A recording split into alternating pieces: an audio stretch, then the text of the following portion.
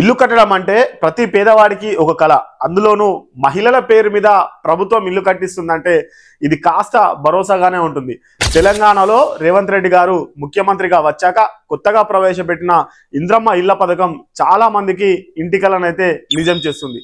కానీ అందరిలోనూ ఒక డౌట్, ఇల్లు కట్టడానికి ఎంత ఖర్చు అవుతుంది?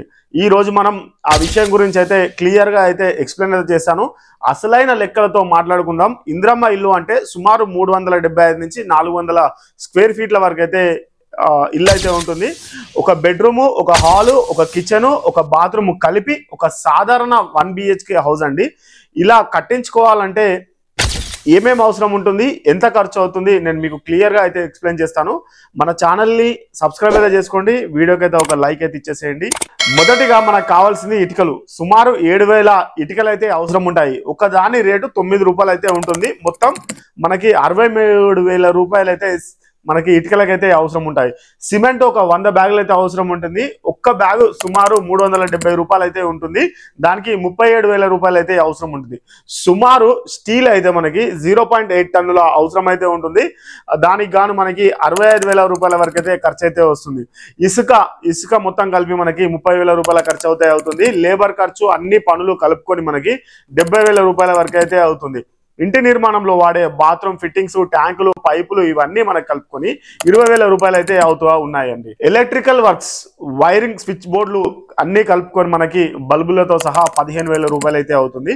డోర్లు, విండోరు, మెయిన్ డోరు, 2 ఇంటీరియర్ డోర్లు, 2 విండోలు మనకి కలుపుకొని 25,000 రూపాయల వరకు అయితే ఖర్చు అవుతుంది. అదేవిధంగా మనకి టేకు డోర్లకి ఇట్లా వెళ్ళడం అయితే కొంచెం కాస్ట్ ఎక్కువగానే అవుతుంది. నేను మీకు క్లియర్గా ఎంత అవుతుందో ఏంటి అని ఎక్స్ప్లెయిన్ అయితే చేస్తున్నాను. వీడియో ఎక్కడ కూడా స్కిప్ కాకండి, మీకు క్లియర్గా అయితే అర్థమైతే అవుతుంది. పెయింటింగ్, లోపల గోడలు, బయట పెయింటింగ్ అన్ని కలుపుకొని మనకి 20,000 రూపాయల వరకు అయితే అవుతుంది. ఇంటి ముందు ఒక చిన్న గేటు, మనకి కాంపౌండ్ వాళ్ళకి ఇవన్నీ సంబంధించింది ఒక 10,000 రూపాయల వరకు అయితే అవుతుంది. మనకి చిన్న పూజ ఖర్చులు ఇవి ఉంటాయి కదా, దీనికి మరొక 5,000 రూపాయలు అయితే ఎక్స్ట్రా అయితే వేసుకున్నాము. 5,000 రూపాయల వరకు అయితే ఖర్చు అవుతుంది. ఇది మొత్తం కలుపుకొని మనకి 4,50,000 వరకు అయితే ఖర్చు అయితే అవుతుంది. అంటే ఇంచుమించు 5 లక్షల మధ్యలోనే అయితే రావడం అయితే జరుగుతుంది.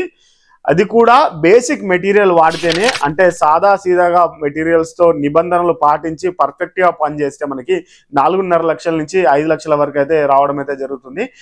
మీకు ఐడియా కోసం అయితే చెప్తున్నాను. పర్టికులర్ గా ఇన్ని డబ్బులే అవుతాయని నేనైతే చెప్పట్లేదు. కొద్దిగా అటో ఇటో కూడా కావచ్చు. కాకపోతే నన్ను వీడియోలో ఇష్టం ఉన్నట్టు కింద కామెంట్స్ లో వీరికి తెలియదు చెయ్యది అనేసి కొన్ని మాట్లాడుతూ ఉన్నారు. నేను పర్టికులర్ గా ఒక మీకు ఐడియా కోసం రావడానికైతే మీకు చెప్తూ ఉన్నాను. ఇప్పుడు సబ్సిడీ విషయానికి వస్తే తెలంగాణ రాష్ట్ర ప్రభుత్వం ఇందిరమ్మ ఇళ్ల పథకం కింద గరిష్టంగా మనకైతే 5 లక్షల రూపాయలు అయితే సబ్సిడీ